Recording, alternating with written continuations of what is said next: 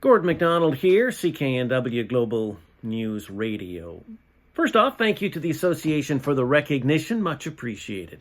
I'd also like to thank my wife, Patty, without whom I wouldn't be here today. Her support, steadfast support over the years, has meant all the difference, especially putting up with the crazy early morning hours we have in radio news. And thank you to my kids, Caitlin, Emily, Allison, and Sam, who have kept me grounded over the years, and now that they're adults, their mission in life is to make sure that I never get too big for my britches. Translated, they're very good at pointing out all my mistakes, and Lord knows I make enough of them. I am speaking to you now in about week 11, week 12, working from home during the COVID-19 pandemic. Never saw this coming. Never thought I'd be doing newscasts off a laptop and a smartphone from downstairs in my own house. But here we are.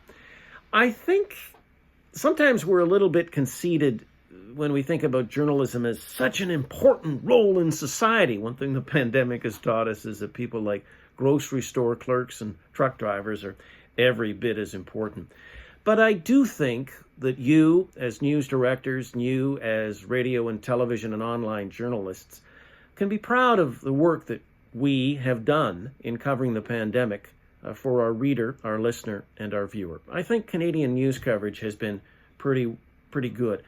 And we've done it in some difficult circumstances, especially when you think of the stresses that we're all feeling in society. You know, we've done a lot of stories about the mental health of our listener, our viewer, or our reader, but we've forgotten that we in the business are part of those people too. We do need to take care of each other at this time because of this crazy thing that we're all dealing with. And when somebody says to you, "Hey, how are you doing? You okay?"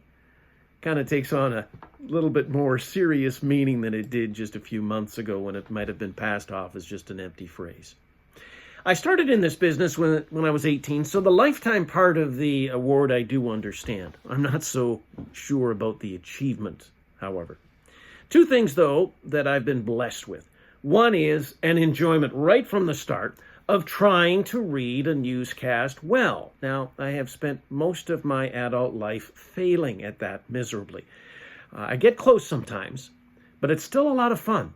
Every half hour, top and bottom, trying to open up the microphone and deliver that perfect newscast. Just once before I die, I hope I do. Haven't quite got there yet, but it's still an awful lot of fun, and it was at the very beginning. The other thing that I have been blessed with are the people that I've had the privilege to work with for. The people that have made all the difference over the years. First off, I've had a chance to work with some incredibly talented people. People with more talent in their baby finger than I will ever have in my lifetime. I got to pinch myself sometimes to say, how did I get here? To work with the likes of a Warren Barker, a George Garrett. In sports, Jim Robson, Jim Hewson. Very lucky indeed. But more importantly for me have been the countless number of kind, generous, and hardworking people that I've got to work with.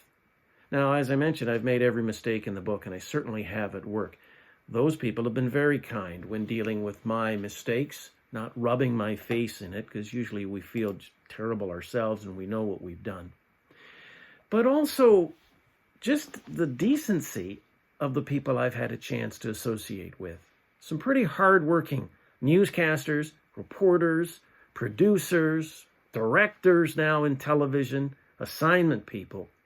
People who every day do the best they can to muddle along with this thing we call journalism. We all know in this room how messy it can be sometimes. And yet, I've been surrounded by people who've done a pretty good job and done so in a manner that makes it fun to go to work each and every day. I have been blessed to work with some wonderful people over the years, and I continue to work with those people today. I feel honored to be part of this profession. You know, the singer John Prine, in his famous song Angel from Montgomery, once wrote, "How the hell can a person go to work in the morning, come home in the evening, and have nothing to say?" We are a business full of people with all kinds of things to say.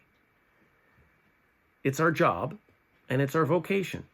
So thank you for listening.